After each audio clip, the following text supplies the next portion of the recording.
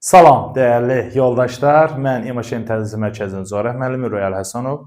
Sizinlə bugün deməli qısa videolarla və lazım olan dəyərli abituriyentlər qarşınızdayam. Şəkildə gördüyümüz təbii ki, xəritədə Azərbaycanın ərazisində qırılma, tektonik qırılma zonaları. Biz demişdik ki, mövzunun sonunda məhz deməli Ərəbistan litosfer tavası ilə Şərqi Avropa litosfer tavasının toqquşması ilə Azərbaycan məhz konvergens zonada yerləşir və tektonik qırılmalarda qarşımızdadır. Azərbaycanda tektonik qırılmalarda 5 tektonik qırılma verirlər. Təbii ki, hər birini dəyərli yoldaşlar ayrı-ayrı sizə izah edəcəm.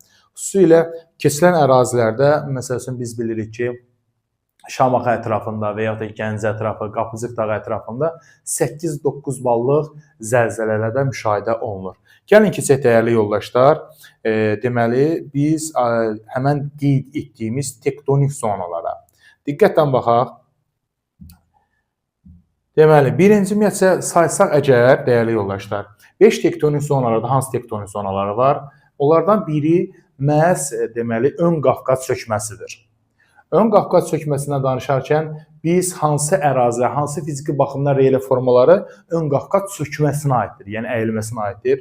Biz orada qeyd edə bilərik Samur Dəvəsi ovalığı, Şollar düzü və Qusar maili düzənliyinin bir hissəsi bura daxildir.